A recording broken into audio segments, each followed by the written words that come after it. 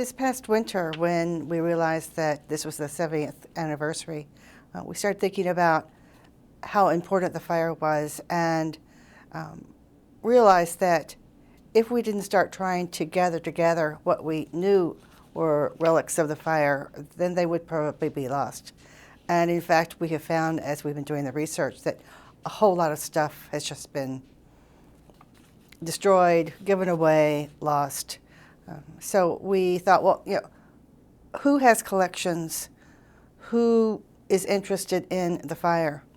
Cocoanut Grove has always been a big part of NFPA's archives, and one of the most heavily used and requested that we have. And I knew that there were lots of different institutions around Boston that also had archives and had collections. So we thought that if we could try to gather together everything that we could find and put it in some sort of logical order.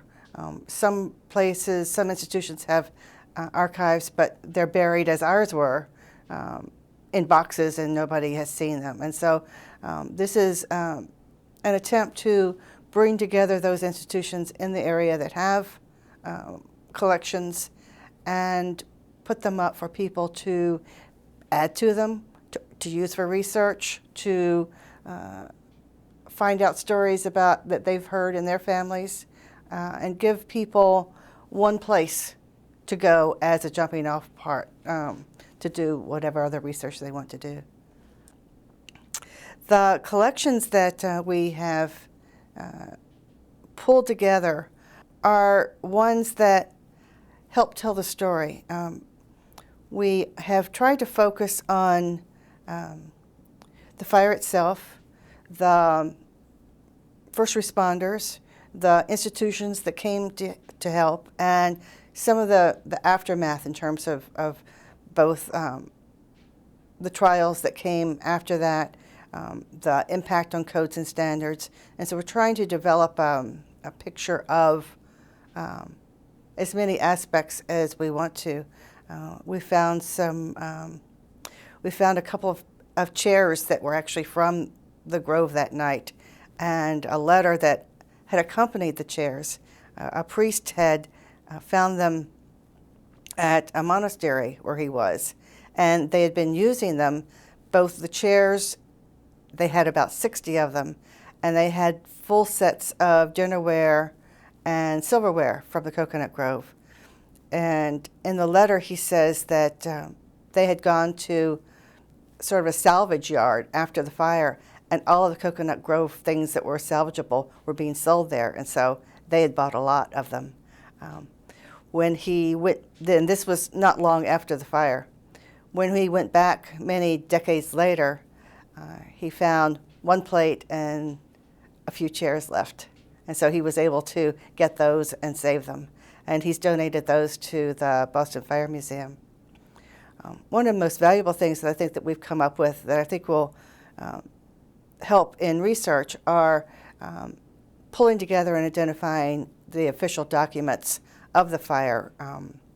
The Riley Report is one that was written for the fire department, by the fire department, for the city of Boston to describe what had happened and how it happened. And that is one of many official reports. We've got one of an electrician who had gone in to check the wiring, because one of the theories of the ignition was that it was faulty wiring. The work had been done by someone who was unlicensed and sort of an amateur electrician, and so it was theorized that that was one of the causes of the fire. And so documents that have sort of been spread everywhere and not connected, we're trying to connect them and pull them all together. There's a collector in Seattle who has been fascinated with the fire since the 60s, who has a very good collection of coconut memorabilia. And he and I have been back and forth talking about what he can scan and send to us. And it's interesting, everyone has a different take on their interests. He seems to be more focused on the entertainers and the musicians, And so this is a piece of the Cocoanut Grove collection that we really don't have much about. And so I'm hoping that soon we'll be able to add some of his prize materials to the collection.